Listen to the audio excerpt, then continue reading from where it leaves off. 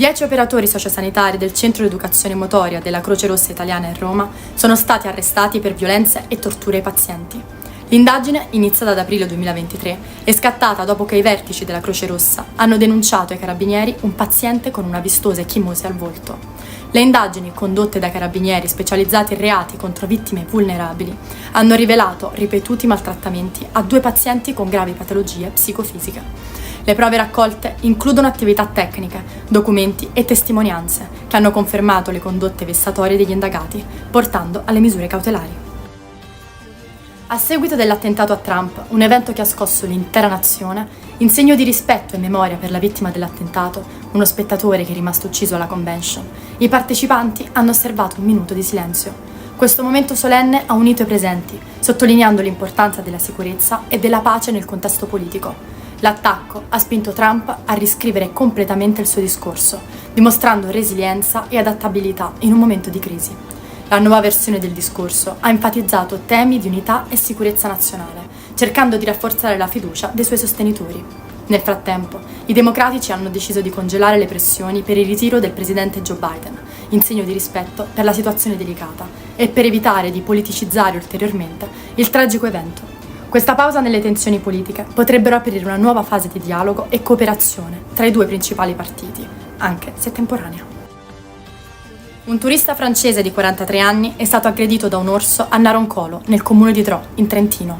L'uomo, che stava facendo una corsa mattutina, ha riportato ferite agli arti ed è stato ricoverato all'ospedale di Santa Chiara di Trento, con una prognosi di 20 giorni.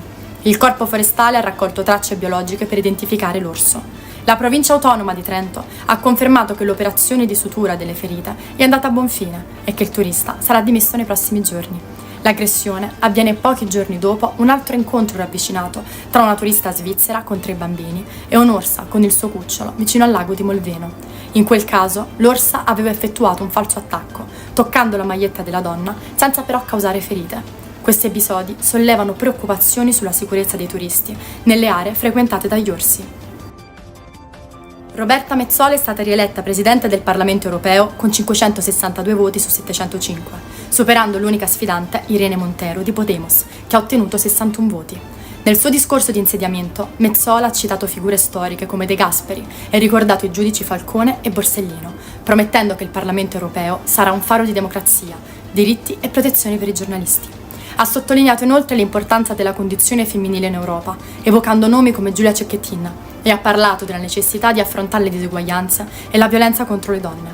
La sua rielezione è stata sostenuta da un accordo tra Partito Popolare Europeo, Partito Socialista Unificato di Germania e Renew, grazie anche all'ampio consenso ottenuto nel precedente mandato. Le congratulazioni sono arrivate da figure di rilievo, come il presidente ucraino Zelensky e il vice premier italiano Antonio Tajani, che hanno elogiato il suo impegno per un'Europa più giusta e democratica. Metsola ha concluso con un messaggio di speranza e determinazione per il futuro dell'Europa. Dmitry Medvedev, vicepresidente del Consiglio di sicurezza russo, ha dichiarato che l'Ucraina potrebbe cessare di esistere entro il 2034, anno in cui è prevista la sua adesione alla NATO. Medvedev ha sottolineato che, secondo lui, tale adesione non avverrà mai e ha insinuato che l'Ucraina potrebbe non esistere più entro quella data. Nel frattempo, la Russia ha abbattuto 5 droni ucraini in 3 regioni diverse. Il Ministero della Difesa russo ha confermato l'abbattimento di 2 droni nella regione di Bryansk, 1 nella regione di Belgorod e 2 nelle regioni di Voronezh.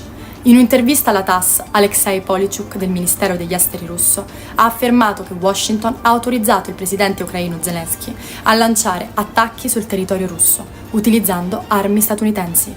Secondo Polichuk, gli Stati Uniti staranno alimentando l'escalation per giustificare le proprie azioni e quelle del governo di Kiev.